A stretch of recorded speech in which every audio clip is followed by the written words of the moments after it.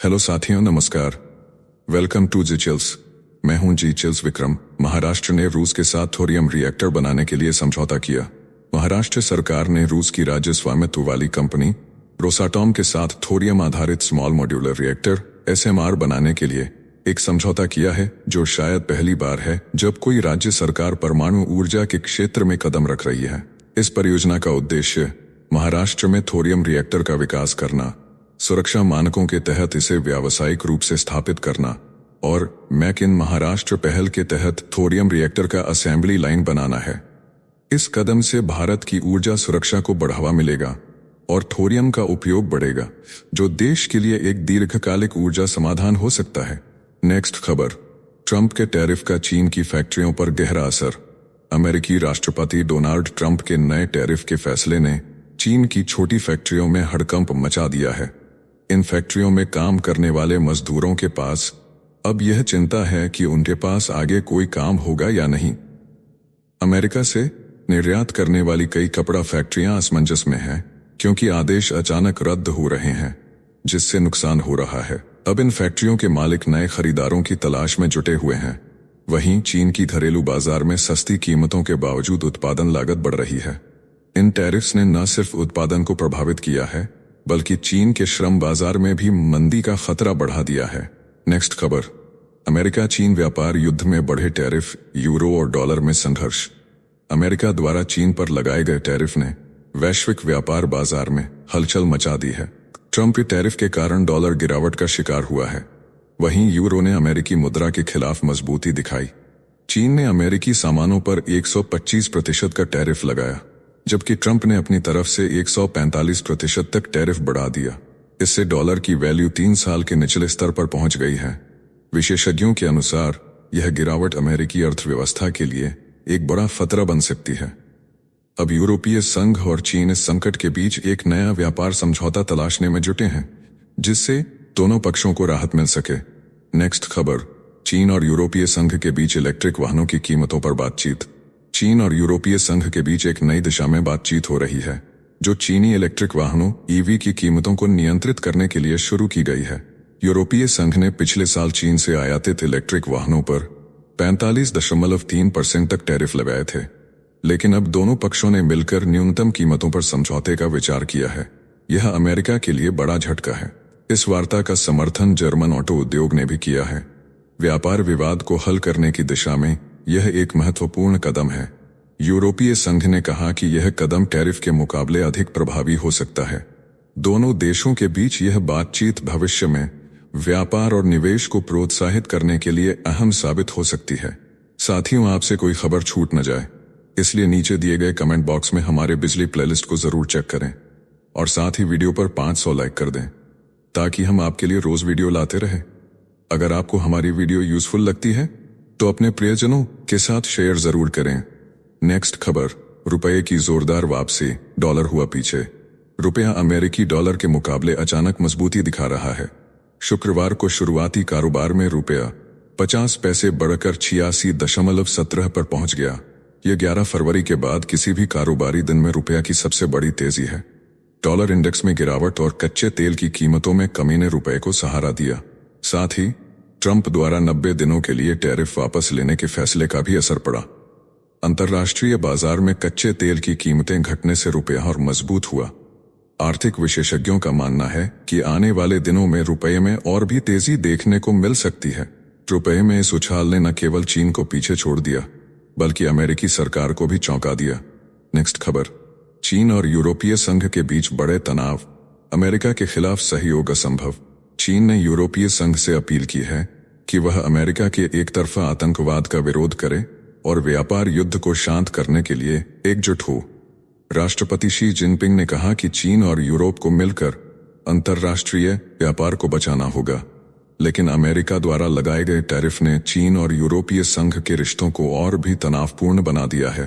Trump के tariff से दोनों के बीच सहयोग की उम्मीदें पैदा हुई, लेकिन विशेषज्ञों का मानना है कि उनके बीच अंतर्निहित मुद्दे इतने बड़े हैं कि वे जल्दी से एक साथ नहीं आ सकते। मैक्स बर्गमैन CSIS के निदेशक ने कहा कि यूरोपीय संघ और चीन एकजुट होकर अमेरिका के खिलाफ नहीं खड़े हो सकते। दोनों के बीच व्यापार, मानवाधिकार और अन्य कई मुद्दों पर मतभेद हैं। स्पेन और जर्मनी जैसे देशों ने चीन के साथ संबंध सुधारने की बात की है, जबकि अन्य देशों का रवैया मिश्रित है। इस तनावपूर्ण माहौल में यूरोपीय संघ और चीन को अब अपने रिश्तों को पुनः परिभाषित करना होगा। नेक्स्ट खबर, भारत में एसी की बढ़ती मांग कोयला आधारित बिजली संकट को और बढ़ा रही है। भारत में बढ़ती गर्मी के कारण एयर कंडीशनर एसी की मांग लगातार बढ़ रही है और इसका सीधा असर देश की बिजली खपत पर पड़ रहा है। 2024 में भारत में एसी की बिक्री में 30% की वृद्धि हुई है, लेकिन इस बढ़ती खपत का बड़ा नुकसान यह है कि ज्यादातर बिजली कोयला आधारित थर्मल पावर से आ रही है, जिससे ग्रीन हाउस गैसों का उत्सर्जन बढ़ रहा है। देश के कुल बिजली उत्पादन में से 75% कोयले से आता है। यह वृद्धि भारत के जलवायु संकट को और भी गहरा कर रही है। देश को इस चुनौती से निपटने के लिए ऊर्जा दक्ष एसी बनाने की जरूरत है। साथ ही स्वच्छ ऊर्जा की ओर बढ़ने का भी समय आ गया है। नेक्स्ट खबर, भारत को नहीं डरना चाहिए, नंदन नीलेकणी का बड़ा बयान। भारत के आईटी दिग्गज नंदन नीलेकणी ने हाल ही में ग्लोबल टेक्नोलॉजी समिट में कहा, भारत को अपने एआई मॉडल के मामले में किसी भी दबाव में आने की जरूरत नहीं है। उन्होंने यह भी कहा कि भारत ने भारतीय आई मिशन शुरू कर दिया है और छोटे मॉडल भी बना रहे हैं। अब इसको बड़े पैमाने पर लागू करने की जरूरत है। चीन के डीपसीक नामक स्टार्टअप ने किफायती ओपन सोर्स से आई मॉडल जारी किया है, जो बड़ी टेक कंपनियों को चुनौती दे रहा है। डीपसीक का मॉडल केवल $6 मिलियन में तैयार हुआ, जबकि ओपन आई ने $450 मिलियन खर्च किए थे। इसने वैश्विक तकनीकी कंपनियों को चौंका दिया और निवेशकों में हलचल मचा दी। भारत को अब अपने एआई विकास में तेजी लानी होगी। नेक्स्ट खबर, महिलाओं के लिए उच्च वेतन वाली तकनीकी नौकरियां। भारत में महिलाओं के लिए तकनीकी क्षेत्र में अब सबसे ज्यादा मांग वाली नौकरियां सामने आ रही हैं, जो न केवल शानदार वेतन देती हैं, बल्कि इनमें जबरदस्त करियर वृद्धि के मौके भी हैं। Data science, product management, cloud engineering और साइबर सुरक्षा जैसे क्षेत्रों में महिलाएं अब शीर्ष पदों पर पहुंच रही हैं। एक सीनियर प्रोडक्ट मैनेजर, जिसे 8 साल से ज्यादा का अनुभव है, सालाना 1.6 करोड़ रुपए तक कमा सकता है। इसके अलावा डेटा साइंटिस्ट, क्लाउड आर्किटेक्ट और साइबर सुरक्षा विशेषज्ञ भी उच्च वेतन पा सकते हैं। कंपनियां अब अधिक महिला प्रोफेशनल्स को अपनी टीम का हिस्सा बना रही हैं, क्योंकि वे बेहतर दृष्टिकोण और इनोवेशन लाती हैं। यह उन महिलाओं के लिए सुनहरा अवसर है जो तकनीकी क्षेत्र में अपना करियर बनाना चाहती हैं। नेक्स्ट खबर, बिल गेट्स का भारत दौरा और निखिल कामत का मजेदार सवाल। माइक्रोसॉफ्ट के संस्थापक बिल गेट्स हाल ही में निखिल कामत के पॉडकास्ट WTF में आए, जहां उन्होंने अपने भारत दौरे के बारे में बात की। गेट्स ने बताया कि भारत में उनका दौरा हमेशा बेहद व्यस्त रहता है और भविष्य में वह अपनी यात्राओं को थोड़ा आरामदायक बनाने की योजना बना रहे हैं। इस दौरान निखिल ने मजाक में पूछा, भारत में आप हमेशा जल्दी में रहते हैं, ऐसा क्यों? गेट्स ने जवाब दिया, मैं भविष्य में असम जैसे जगहों पर आराम करने का वक्त निकालने की योजना बना रहा हूं। भारत में अब नए इनोवेटर्स से मिलकर अच्छा लग रहा है। हाल ही में मंत्रियों से भी मुलाकात हुई, सब बैठकें शानदार रही। नेक्स्ट खबर, लंदन के करोड़पति हो रहे हैं, एशिया और अमेरिका की ओर रुख। लंदन से करोड़पतियों का पलायन तेजी से बढ़ रहा है। साल 2024 में 11,000 से अधिक अमीर लोग लंदन छोड़कर एशिया और उत्तर अमेरिका के देशों में जा बसे हैं। ये संख्या हाल के इतिहास में सबसे ज्यादा है। लंदन अब दुनिया के 5 सबसे अमीर शहरों में से बाहर हो गया है। अमेरिका और एशिया में तेजी से बढ़ते शहर जैसे लॉस एंजल्स और सैन फ्रांसिस्को ने लंदन को पीछे छोड़ दिया है। लंदन में बढ़ते टैक्स, ब्रेक्सिट और आर्थिक संकटों ने अमीरों को अन्य देशों में जाने के लिए मजबूर किया है। इन बदलावों ने लंदन के वित्तीय प्रभाव को कम कर दिया है। नेक्स्ट खबर, मेलानिया ट्रंप का बड़ा डील, अमेजन प्राइम पर बन रही है डॉक्यूमेंट्री। मेलानिया ट्रंप ने हाल ही में अमेजन प्राइम वीडियो के साथ $40 मिलियन का डील साइन किया है। इस डॉक्यूमेंट्री में उनका जीवन डोनाल्ड ट्रंप के व्हाइट हाउस में वापसी के दौरान की जद्दोजहद को दिखाया जाएगा। यह प्रोजेक्ट अगले साल रिलीज होगा। मेलानिया ट्रंप डॉक्यूमेंट्री की कार्यकारी निर्माता होंगी और इसमें डोनाल्ड ट्रंप और उनके बेटे बैरन ट्रंप भी विशेष रूप से दिखाई देंगे। यह डॉक्यूमेंट्री व्हाइट हाउस में उनके प्रवेश, टीम बनाने और नई जिम्मेदारियों पर आधारित होगी। गेट्स के साथ मारे लागो में हुई डिनर मीटिंग ने इस डील को आकार दिया। फिल्म निर्माता ब्रिट रैटनर इसे निर्देशित करेंगे। ये प्रोजेक्ट मेलानिया के फैंस के लिए खास होगा।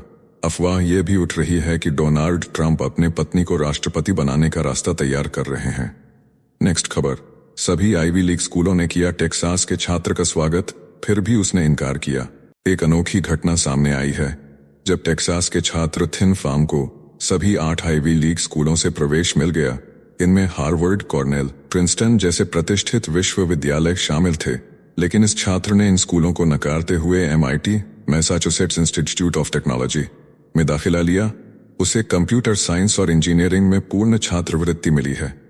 फार्म ने बताया कि MIT का सामुदायिक वातावरण उसे आकर्षित करता है, जहां समस्याओं का समाधान टीम वर्क के माध्यम से किया जाता है। उसने $2 मिलियन से अधिक की छात्रवृत्तियां प्राप्त की हैं। उसकी यह यात्रा छात्रों के लिए एक प्रेरणा बन गई है। नेक्स्ट खबर, आधार अधिनियम में होगा बड़ा बदलाव, डेटा सुरक्षा और सहमति पर जोर। भारत सरकार जल्द ही 2016 के आधार अधिनियम में संशोधन करने की योजना बना रही है। इस संशोधन का उद्देश्य उपयोगकर्ताओं को उनके डेटा पर अधिक नियंत्रण देना है और आधार का दुरुपयोग रोकना है। इलेक्ट्रॉनिक्स और IT मंत्री अश्विनी वैष्णव ने इस संबंध में जानकारी दी। संशोधन में डेटा मिनिमाइजेशन और डेटा के नष्ट करने के नियमों पर विशेष ध्यान दिया जाएगा। इसके अलावा यह सुनिश्चित किया जाएगा कि आधार डेटा का पुनः उपयोग केवल उसी उद्देश्य के लिए हो जिसके लिए उसे पहले मांगा गया था। इसके तहत आधार एप्लीकेशन को भी अपडेट किया जाएगा ताकि नागरिक केवल आवश्यक डेटा साझा करें। यह कदम नागरिकों को सेवाओं तक आसान पहुंच सुनिश्चित करेगा और डेटा गोपनीयता को प्राथमिकता देगा। नेक्स्ट खबर, मोहनदास पाई ने फिर किया सरकार पर हमला, टैक्स आतंकवाद की आलोचना। इन्फोसिस के पूर्व CFO मोहनदास पाई ने दिल्ली और बेंगलुरु सरकारों पर एक बार फिर हमला बोला है। उन्होंने कहा, हम टैक्स आतंकवाद के शिकार हैं। पिछले 5 वर्षों में लगभग 30 लाख करोड़ रुपए के टैक्स विवादों में फंसे हुए हैं, जिनमें से 15 लाख करोड़ रुपए कोर्ट में हैं। पाई ने बताया कि उन्हें पिछले 4 दशकों से रेगुलेटरी उत्पीड़न का सामना करना पड़ रहा है और उन्होंने केंद्रीय और राज्य सरकारों पर आरोप लगाया कि वे उन्हें शासक समझते हैं। पाई ने कहा कि सरकारें टैक्स अधिकारियों को और अधिक अधिकार दे रही हैं, जिससे करदाताओं पर दबाव बढ़ रहा है। पाई ने टैक्स व्यवस्था को देश के लिए सबसे बड़ी समस्या बताया और सरकार से सुधार की मांग की। नेक्स्ट खबर, सिंगापुर रेस्टोरेंट ने अमेरिकी ग्राहकों पर लगाया 104% सरचार्ज। सिंगापुर के चाइना टाउन स्थित एक चीनी रेस्टोरेंट शिए लाओ सांग ने अमेरिकी ग्राहकों पर 104% सरचार्ज लगाने का विवादास्पद ऐलान किया।